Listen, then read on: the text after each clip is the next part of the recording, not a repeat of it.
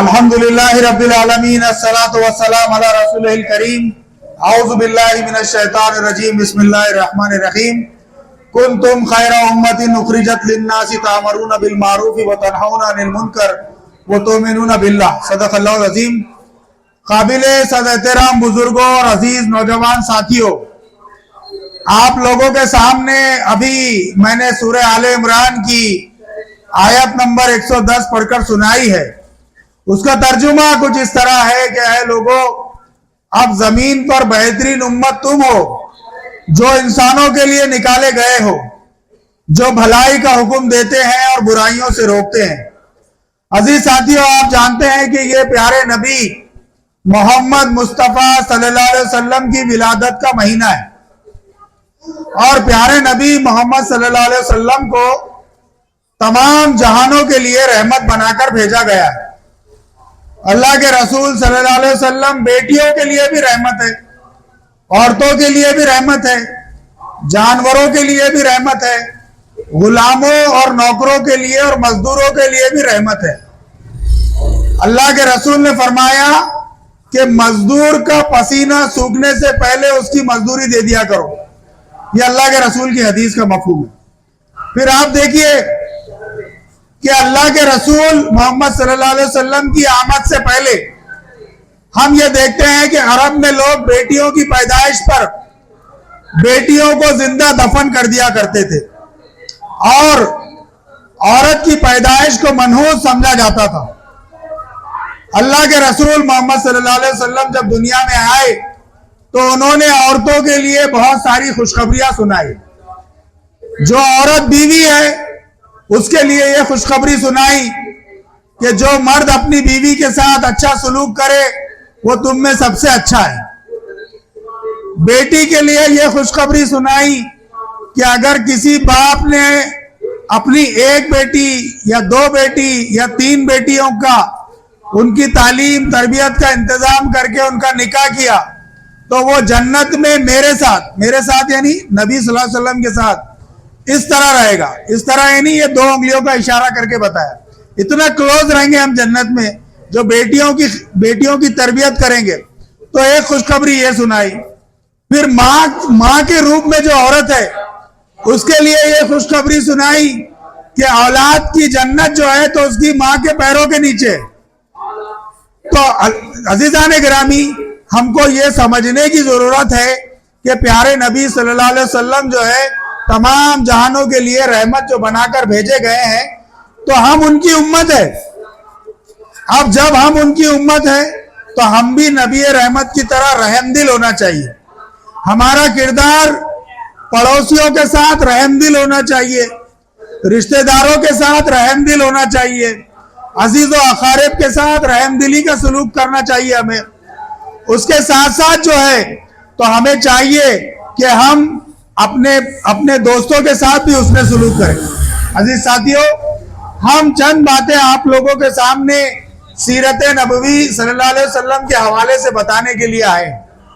آپ دیکھیے کہ اس وقت اس ملک میں مسلمانوں کے تعلق سے روز ٹی وی چینل پر ان کی بدنامی کی جاتی ہے، ان کے تعلق سے بے شمار غلط فہمیاں پھیلائی جاتی ہے کہ مسلمان کھانے پینے کی چیزوں میں تھوک ملا کر بیچتے ہیں، پھلوں پہ تھوک لگا کر دیتے ہیں، سبزیوں پہ تھوک لگا کر دیتے ہیں، اور ایڈٹ کیے ہوئے ویڈیوز اور غلط ویڈیوز بتا کر اس کو یہ کہا جاتا ہے کہ یہ مسلمان ہے۔ تو اب ایک طرف تو یہ لوگ ہیں جو مسلمانوں کے تعلق سے میڈیا میں روزانہ مسلمانوں کو بدنام کرتے ہیں، اور یہی رویہ جو ہے کفار مکہ کا پیارے نبی محمد صلی اللہ علیہ وسلم اور ان کے ساتھیوں کے ساتھ تھا۔ وہ بھی ان کی بدنامی کیا کرتے تھے، پیارے نبی صلی اللہ علیہ وسلم اور ان کے دوستوں کی۔ لیکن اللہ کے رسول محمد صلی اللہ علیہ وسلم نے اس وقت جو ہے تو ان کا جواب دینے کی بجائے خاموشی سے انہوں نے کافروں کے بیچ میں دعوت کا کام کیا، انہیں ایک اللہ کی طرف بلایا، انہیں اپنی نبوت کی طرف بلایا، انہیں قرآن کی طرف بلایا۔ اور جو لوگ آپس میں ایک دوسرے کے دشمن بنے ہوئے تھے اللہ کے رسول کی تعلیمات کی وجہ سے وہ ایک دوسرے کے دوست بن گئے۔ اس ملک میں جو لوگ حکومت میں بیٹھے ہوئے ہیں وہ یہ چاہتے ہیں کہ یہاں پر انسان آپس میں ایک دوسرے کے خلاف لڑتے رہے اور یہ خاموشی سے کرسی پر بیٹھے رہے۔ تو ہمیں ان کی چال کو سمجھنا ہوگا۔ ہمیں یہاں پر رہنے والے جتنے غیر مسلم بھائی ہیں ان کے ساتھ محبت کا سلوک کرنا ہوگا، امن کا، محبت کا، سکون ان کے ساتھ ہم کو سلوک کرنا ہوگا۔ جب وہ یہ دیکھیں گے کہ روبی کا لیاقت جو ہے ٹی وی میں عبداللہ کے تعلق سے بدنامی کرتی ہے، لیکن مصر واڑی میں جو عبداللہ ہے، جو عبد الرحیم ہے، جو عبد الغفار ہے، وہ اس نے فلاں وقت میرے لیے خون کا انتظام کیا تھا، جب مجھے بلڈ کی ضرورت تھی تو اس نے دواخانے میں میرے لیے خون کا انتظام کیا تھا۔ یہ جب ایک غیر مسلم بہن یا بھائی دیکھے گا تو وہ کہے گا کہ روبی کا لیاقت جھوٹی ہے، سدھیر چودھری جھوٹا ہے، ارنب گوسوامی جھوٹا ہے، کیونکہ وہ ٹی وی میں دیکھیں گے کہ عبداللہ کو برا کہا جا رہا ہے، لیکن مصر واڑی میں جب عبداللہ کا رول دیکھیں گے وہ تو ان کو سمجھ میں آئے گا کہ روبی کا لیاقت جو ہے یہ دلال ہے اور یہ کسی کی غلامی میں ہمارے بھائیوں کی بدنامی کر رہی ہے۔ تو ہمیں چاہیے کہ ہم اپنے عمل کے ذریعے اس ملک میں رہنے والے دوسری قوموں کے ساتھ اچھا سلوک کریں۔ آپ دیکھیے کہ حاتم بن عدی نام کا ایک بادشاہ ہوا کرتا تھا، اس کی اللہ کے رسول سے بہت دشمنی تھی اور اس کی چاہت تھی کہ حکومت یعنی فوج لے کر اللہ کے رسول پہ حملہ کرو، لیکن ایسا ہوا کہ ایک مرتبہ اللہ کے رسول کی فوج نے کہیں حملہ کیا اور حملے کے بعد اس کی بہن جو ہے، جو پورا خاندان تھا، وہ اس کے قبضے میں آ گیا اللہ کے رسول کے۔